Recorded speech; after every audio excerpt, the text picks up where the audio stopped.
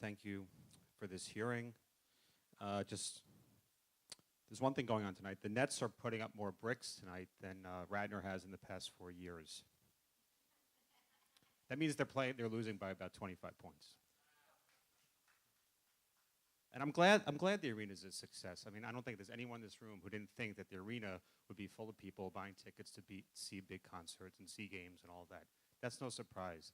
But it doesn't house a single person. Not a single person has been housed by Atlantic Yards. And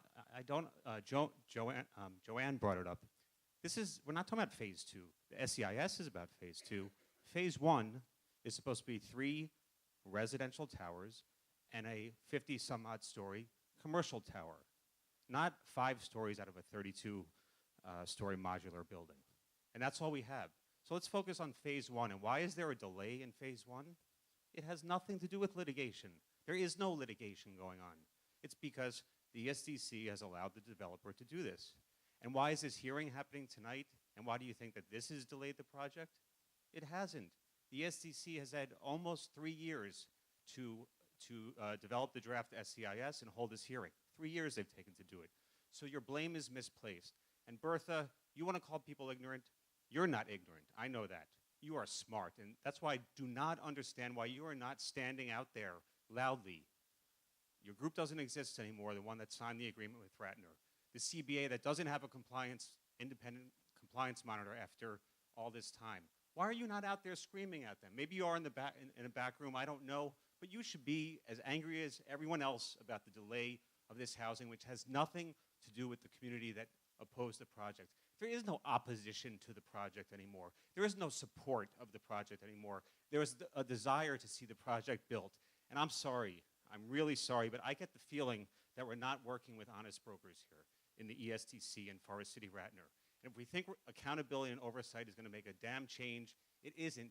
And when the Chinese government is running the project, we're going to have less accountability. I don't know who's going to push them around.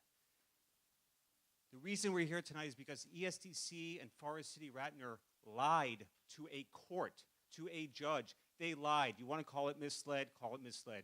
They lied. They didn't provide the key documents that were necessary, which is why we have this hearing tonight. The community who opposed the project didn't do that.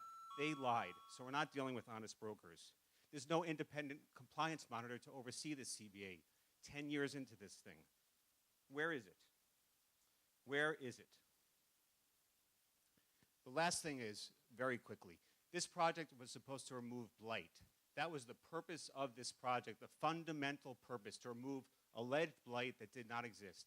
And in this draft SEIS, the evidence is there that it never existed, that the ESDC hid information, kept information out, that area was on the upswing, which is the opposite of blight.